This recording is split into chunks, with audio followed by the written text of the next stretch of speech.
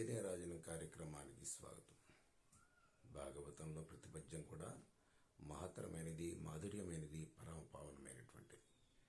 గజేంద్రుడు ఆ విధంగా ఏదైతే రావే ఈశ్వర కావే వరద సంరక్షించు భద్రాత్మక అని పిలవంగానే అప్పుడు శ్రీ మహావిష్ణువు ఎలా ఉన్నాడో తెలుసా?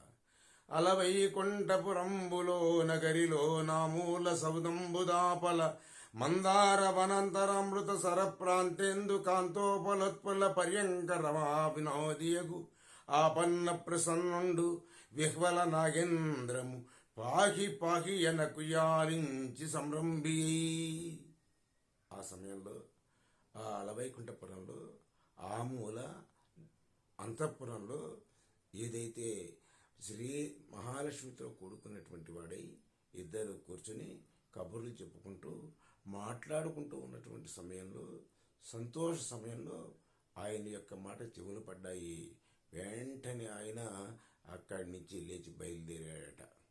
అటువంటి సుందరమైనటువంటి సందర్భాన్ని ఏదైతే భక్తుడు పిలవంగాని, ఆర్తితో పిలవంగాని ఆయన ఎక్కడున్నా, ఎలా ఉన్నా, ఎట్లా ఉన్నా వెంటనే పరిగెత్తుకొచ్చేటువంటి తత్వం ఏదైతే దేవదేవుడిది, ఆ విషయాన్ని కవి ఇక్కడ మనకి వర్ణించి చెప్పాడు.